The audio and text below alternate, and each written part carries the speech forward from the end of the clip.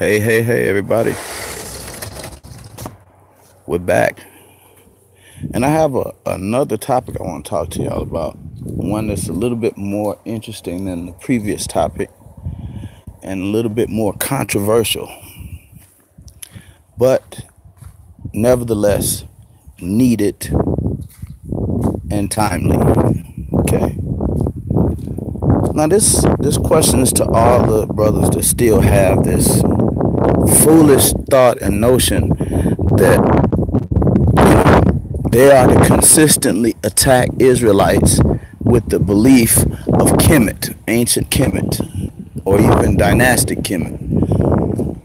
I'll show you why I say both of them. It's pretty much the same in just 1 second. But this one goes out to those brothers that consistently attack the Israelites because, you got so many new converts in Kemet.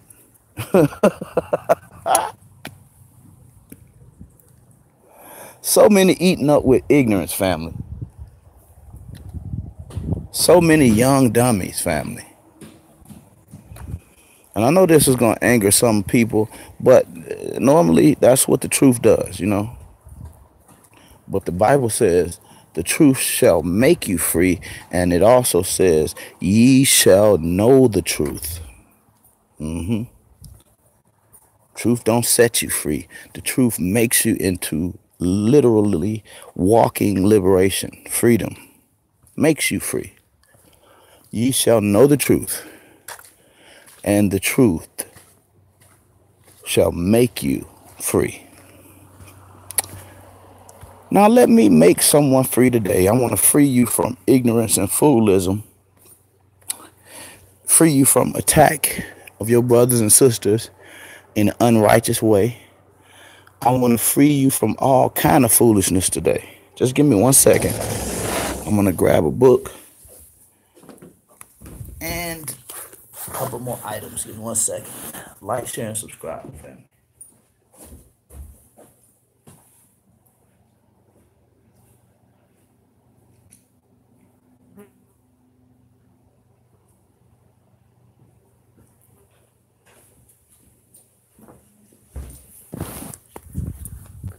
Okay. I don't need the book. I got it in my head. What y'all say to that? Ye shall know the truth, and the truth shall make you free. Now let's talk about this question. Who really were the ancient Egyptians? Who were they? I know that the Caucasian people now, they have claimed ancient Egypt. They said Nefertiti was, French and all that. But listen to me. Who really were the ancient Egyptians? And do those that study the ancient Egyptians, do they know who the ancient Egyptians even were? Reason I ask that is because when I talk to a lot of brothers out here in the community, and especially on Facebook, and this really is the reason for this post, because one of the brothers got mad at the truth just now. He kicked me out of his Facebook group because he's a phallic worshiper. Because he's a foolism, miseducation major, right? Brother kicked me out the Facebook group because he put up a post inside the group that says, here, proof that the ancient Egyptians were black. Man, I started laughing. I was going to record it, but I just decided to type some of the messages to the brother instead of doing all that. I was going to record it and let him hear me laughing at him on my back laughing, family. The ancient Egyptians were black. Proof. Really? Well, let's talk about that. Let's talk about what history actually does say about the ancient Egyptians and the dynastic Egyptians. Mhm. The truth is this: the statement that says all ancient Egyptians were black is as full of folly and foolishness and really stupid. Is as stupid as saying all Americans are white. Let that sink in. Look at it. If we go 1,000 years in the future and we would look back at this country in history, we would definitely say that it was predominantly ruled by a culture called Caucasoids, white folk. But you and me and any of the future inhabitants of the earth would be dead fools to say all of the Americans were white. That's just not true, right? That's not true on any continent, that all of the current inhabitants were and have always been the same, or even vice versa. All of the past inhabitants were and had always been the same. That doesn't make sense, especially in a place like Egypt. Now, what do we know about Egypt as relates to anthropology and culture, study of culture, and even archaeology, study of what's under that dirt? What do we know about Egypt? We know that Egypt was indeed, just like America, a trade hub, a center for all types of commerce and knowledge and linguistics and culture, a melting pot. One of the world's greatest repositories of information, science, agriculture, all of that. But to have that type of wealth in a conglomerate fashion, meaning that you are like the melting pot, it means that there had to have been a large population of others throughout the time. All right? If you got information from India, you got information from China, you got information from Bangladesh, you got information from Brazil, that must mean at some time you had Brazilians and Chinese and all of these other people that brought their information and their studies to your land. That's the truth. That's the absolute truth as relates to history. Even in linguistics, they have things called lingua franca. Lingua franca is a tongue that the people take on as one tongue they use in trade and in linguistics and in education and in different social constructs. We all speak 10 different languages, but we choose to speak English so that we make it easy for everybody. We still have our subcultural linguistics. This is true. This is what happens in history, normal history. This is what happened on the continent of Africa. So many languages, it became troublesome for even the inhabitants of Africa and those surrounding continents, till they all, in a most overbearing and sick way, gravitated to Arabic, especially in North Africa and in Northeast Africa. But lingua francas normally happen because of the melting pot type of society. These things oftentimes bring what we call in anthropology and in archaeology and in biblical studies synchronisms. Synchronisms that point out actualities about people, places, times, and things. Here is the actuality of Kemet and all of the synchronisms that are devoid of actual proof of whom the Egyptians were. We have several ruling dynasties over and over and over and over. Over and over. And even if we're speaking about a people, we have to talk about pre-dynastic dynasties, not just dynastic Kemet. But we have to talk about rulership from times before the dynasties. I want to make you all clear that there has been no kingdom that has ever ruled with no subjects.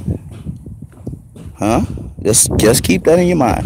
There's never been a real kingdom that has rulership and a hierarchy in the kingdom with no subjects. That means if I'm a king of Egypt, pre-dynastic or post, I must be a king over some people, something, someone.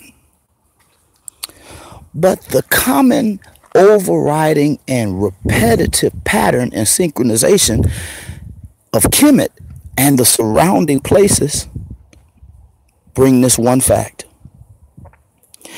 Kemet is out of balance as relates to its rulership documentation and the documentation of the people. When we deal with anthropology and we look at living structures in Kemet in ancient Egypt, we find this truth, that there are very few at any time. I mean, just throughout the history of Kemet, this land of Kemet, there are very, very, very few normal poor people or middle class people's living structures. Most of the structures are used for trade, for spirituality, for king dominion,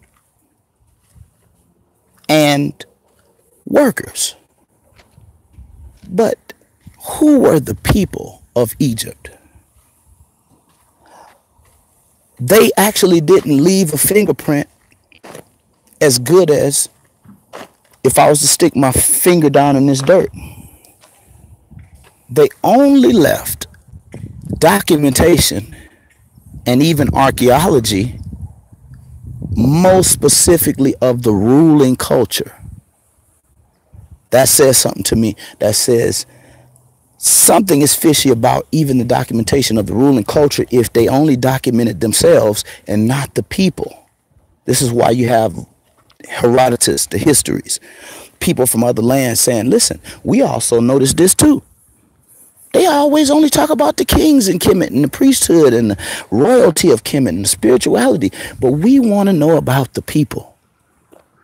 Herodotus goes into Kemet and he sees not only a melting pot, but he sees a melting pot of perversion, a melting pot of race and language, art. But whom are the people? Have they at all at one time, at any time, been one people? I said, where are the living structures? Can you bring me some type of synchronisms from Sudan, from Ethiopia, that tell me that there was a people at some time during pre-dynastic Kemet or even dynastic Kemet that the ruling culture had as subjects? There are not many. Even the homes, houses, living structures. When you look to the east of ancient Kemet or Kemet, and even east of Ethiopia, east of Sudan, northeast, you will see the first metropolitan cities with running water. These cities are older than any of your structures that are called living structures for humans, dwelling structures in Kemet. I didn't say that the metropolitan cities in Mesopotamia are older than Khufu's church.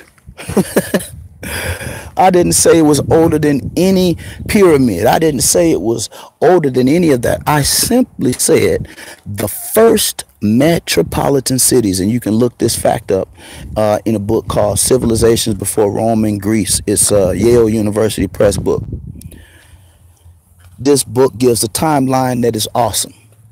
Not only does it talk about the first metropolitan cities in Mesopotamia with running water, those things that we know support concentrated life. Not only that does it document that, but it documents cultures from the Indus Valley region, which are not common in people talking about whom these great amalgamation of people are. From North Africa, Northeast Africa, Canaan, into Anatolia region, Mesopotamia. People don't talk about this. But I wanted to raise the question today. If we have immediately to the east the oldest living structures, but immediately to the west the oldest big beautiful church slash dollhouses slash mausoleums, then what does that assert to you? The question again, where are the goddamn people of Kemet? Who are they? We have people in Ethiopia whom bury their kings on their side in a fetal position with an ankh in their hand, a uraeus, and a shin ring, bearing 3 different cultures amalgamated into one supposedly Nubian culture. But I hate using that word Nubian. We can call them what they are, Ethiopian, Sudanese. We can call them both what they are, Ethiopians and Sudanese. And we can even talk about what linguistic systems that they emit. But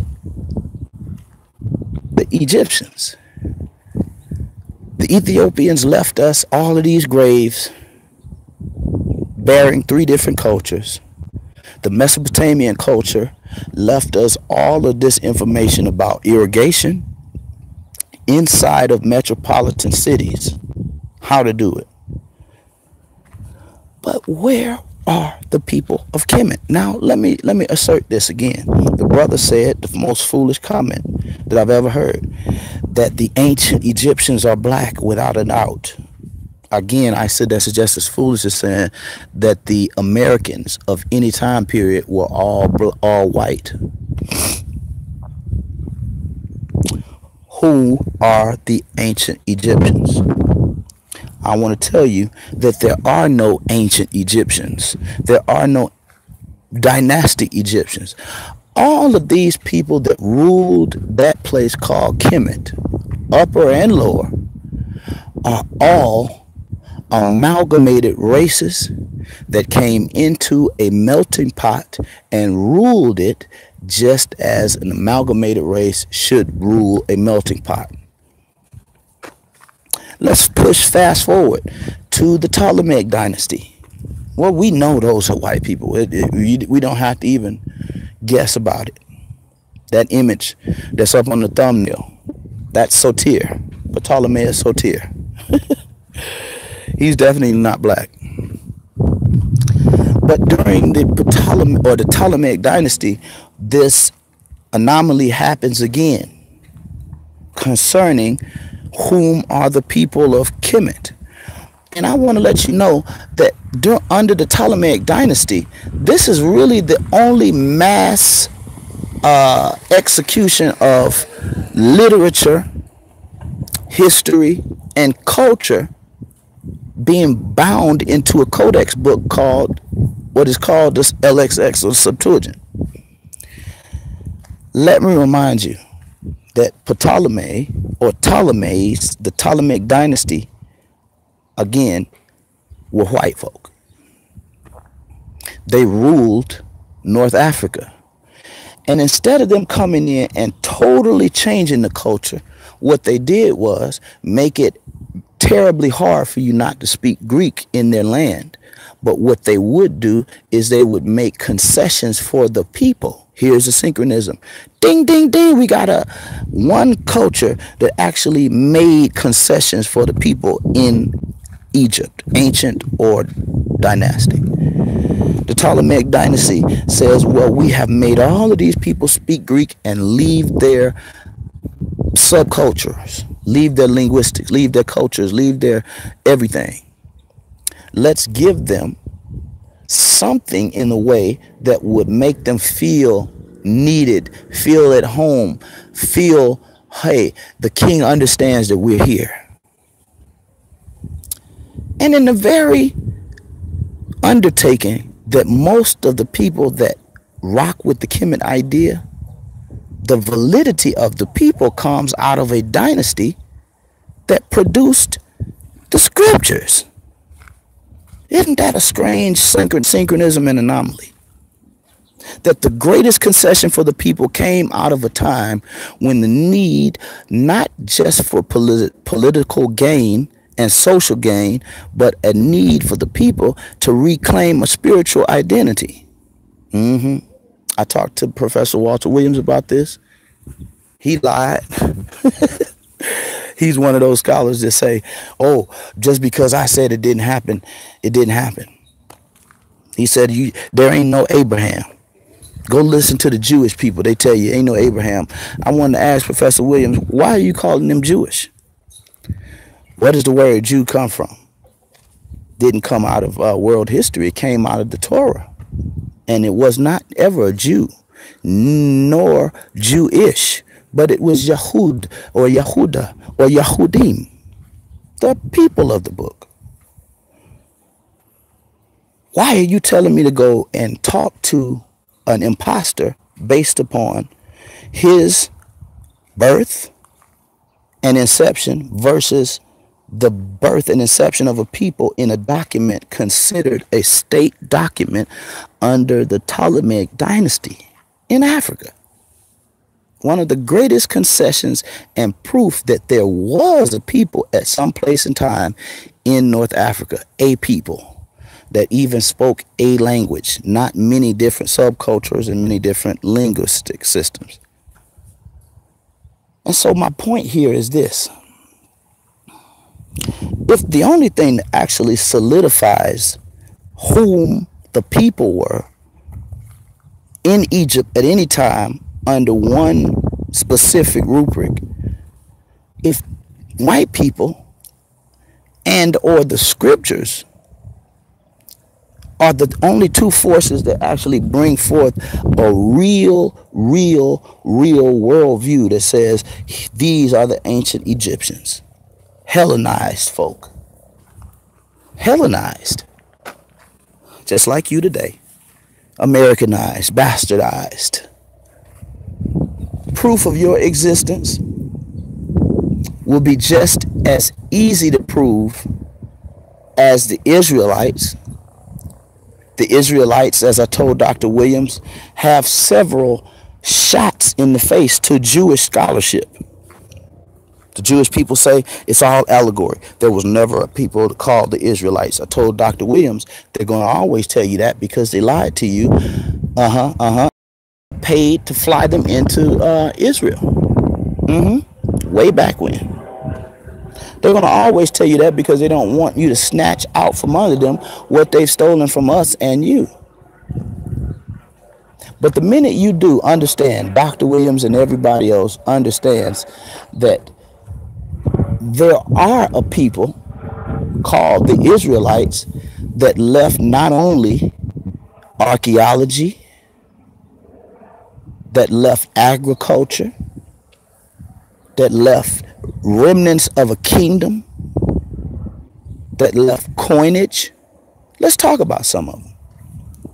Ayudea Kata, the coin that's on the Josephus cover. I gave Shaka almost hell about it.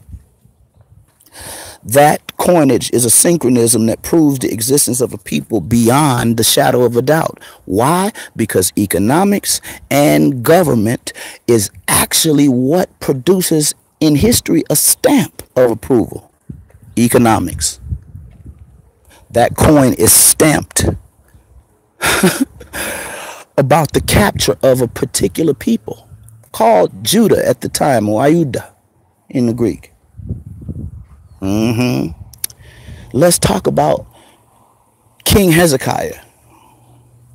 King Hezekiah had what is called a tunnel, a waterway built, and an inscription called the Siloam inscription. Hard facts. The Gezer calendar, which is an ancient Hebrew calendar written in Sinaitic Hebrew. And it's for pulling harvests of flax and wheat and all of that stuff, dealing with wheat Matthew 13:30, that's my logo. Trust me, I know about the wheat and the tear.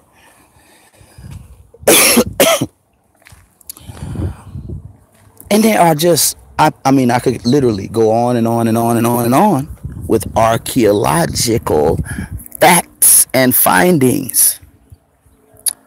But what is the main deficit of the people of ancient Kemet being a people, or more specifically, a black people? What is the deficit? Where are their bones in the graves by the billions? From pre-dynastic Kemet to dynastic Kemet.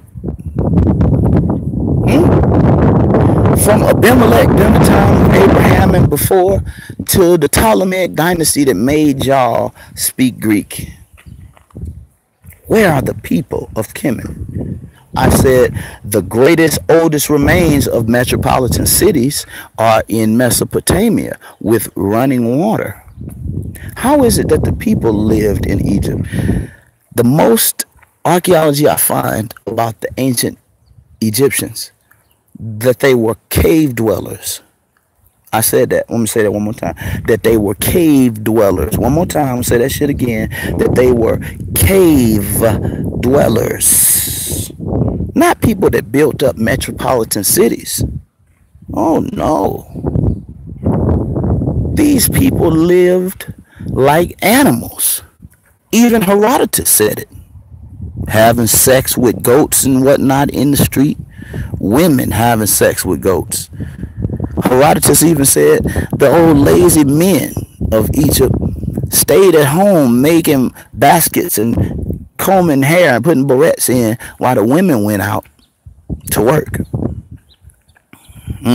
Damn. Sound like America up and down, don't it? But when Herodotus got there, Herodotus saw the synchronism that I'm bringing forth, that it was a melting pot, not of a specific people. Herodotus sees amalgamation from the people all the way up the chain to the dynasty. Now, here's my question again. The brother made a fool of himself and got really angry because of me bringing those facts out. But somebody ought to challenge these people, because we ought not accept all that is not ours. If we comb the Bible so much that we find all the white folk, Ashkenaz of the Isles of the Gentiles in the Table of Nations, we spotted you from the old Torah, from the Torah to now. We know you've been a liar, Ashkenazim. We've been knowing who you are and where you belong. Why is it not that way in righteous old Kemet? Tell me this. Why is it that the Abydos Kings list, why is it that that king list omits Hatshepsut, and it omits Akhenaten, and it omits Tutankhamun or Tutankhamun and other very notable kings? I said not only are the people of Kemet oft times omitted in the story of Kemet, but many of the kings and queens are omitted, even from your kings lists. Check the Abydos Kings list. Tell me, am I tripping? Can you find Akhenaten on there? Can you find Tut? I don't think so. And those things suggest to me the very bottom missing story that I'm suggesting to you all right now, that people never think about. They think about the Bible all day, and who are the people? Where were the people? And then they lie, make up lies. And you come with information like my brother, Dr. Williams. He wants to cut you off. He wanted to jump in the middle, make it seem like you cussing him out. Dr. Williams only takes the word of the white man, the Jewish man. How you gonna tell me out of one side of your mouth Abraham didn't live, but then call this white man Jewish? Say it one more time, because I know sometimes my brothers in their old age get Alzheimer's and dementia and shit, and people still call them scholars. But I said, dear brother Walter Williams, here's one of the questions I wanted to ask you, but you ran off the phone like Shaka and all those back in the gap. If you say Abraham is not real, why suggest and point me to a Jewish scholar that the Bible says is not a real Israelite? Huh? We've got a problem. We've got a problem. Lets me know that you will believe any goddamn thing other than the real thing. You'll take a imposter and hoist him up as the truth just to withstand what you see as a different worldview, but actually is the truth. I mean, just think about it, y'all. Just think about it. You lose your ID, your state ID. I walk up and pick it up. I don't look nothing like you. But I walk into your bank and say, hey, give me this guy's money. And they give it to me. And I walk out in the world with this guy walking behind me, screaming to everybody, hey, man, this dude has stole my money and my identity and everything. And nobody in the world cares, because the man with the possession of the ID gets the benefit of the doubt. That's how dumb and foolish our black people have become when they don't consider the real truth and reality of scholarship and history and what it conveys in the mind of those that have been taught by miseducation majors. It makes you a miseducation major. I told Professor Williams when we talked, I said, brother, don't you realize that the only proof against what I have said, which is hard scholarship, I put some on the table every time so you can play with it and touch it, archaeology, anthropology.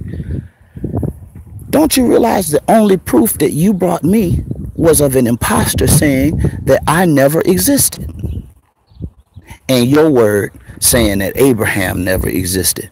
But I showed you proof that Hezekiah existed. And if Hezekiah existed as a king over a faction of Israel, then it had to mean that Hezekiah had a father. And Hezekiah's father had a father. And Hezekiah's father's father had a father. And so on and so forth. Synchronism. Common goddamn sense. So now, after my great conversation with the brother Walter Williams, he doesn't want to have the conversation anymore. He got off the line saying, listen, next time I'm on here, don't come talking to me.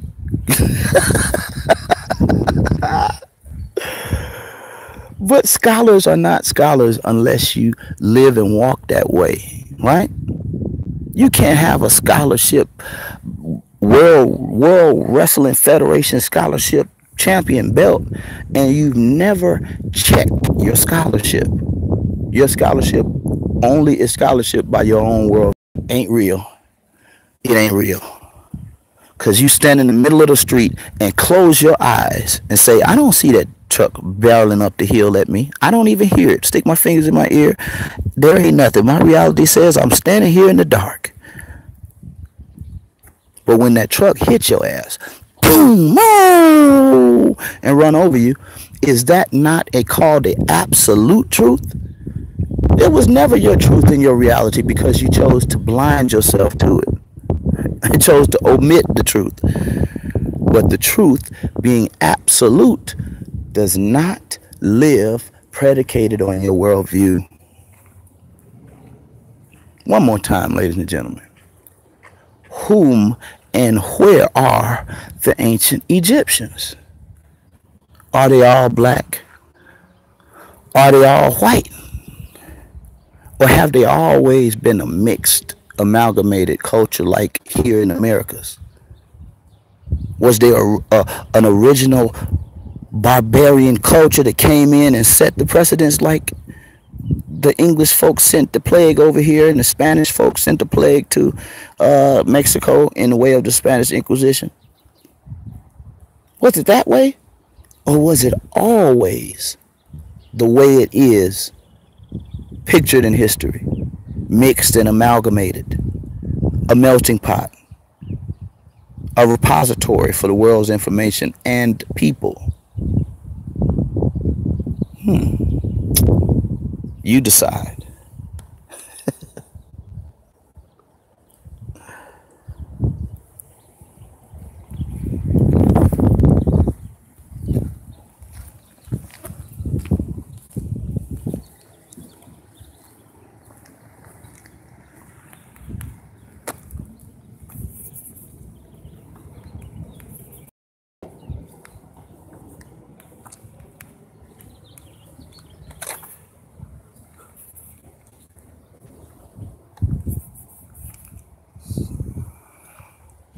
What's up, man?